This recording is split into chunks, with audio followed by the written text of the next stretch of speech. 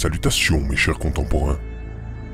Aujourd'hui, le sujet de notre petite conversation est plutôt délicat. Après avoir défrayé la chronique en fin d'année dernière, cela n'a pas pu vous échapper, nous penchons maintenant sur le cas Trump. Son élection en novembre dernier a suscité une grande inquiétude de par le monde et une vague d'indignation, semblerait-il. Mais pourquoi ? Pourquoi les médias ont-ils transmis leur peur ? Pourquoi les marchés ont-ils propagé leurs inquiétudes ? Nous allons y venir. Donald Trump est ce que l'on appelle un businessman. Un entrepreneur en français. Pas particulièrement doué, mais suffisamment aliéné, initié et intégré au système pour avoir fait les investissements économiques justes, ce qui lui a permis de faire fortune après quelques échecs, et bien aidé par le prêt de son père Fred Trump d'1 million de dollars, lui-même magnat de l'immobilier. Le personnage Trump est quant à lui plus clivant, peut-être parce qu'il est un peu extrême. Sûrement. Très sûrement. Il est clairement misogyne, ce qui peut lui être reproché, mais il a reçu 40% des votes de la part des femmes, ce qui n'est pas négligeable.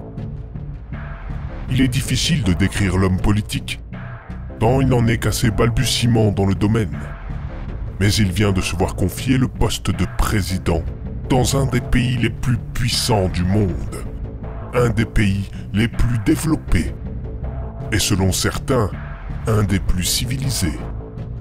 Donc, pour résumer, Donald Trump a été démocrate et républicain, donc de droite comme de gauche, politiquement parlant, ce qui indique qu'il n'est pas attaché à des valeurs politiques profondes ou une idéologie politique claire.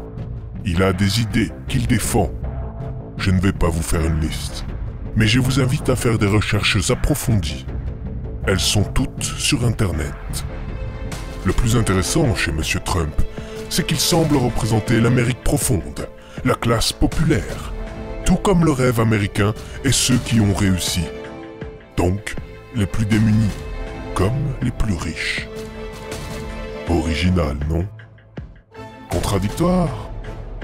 Peut-être. Mais je m'égare à nouveau.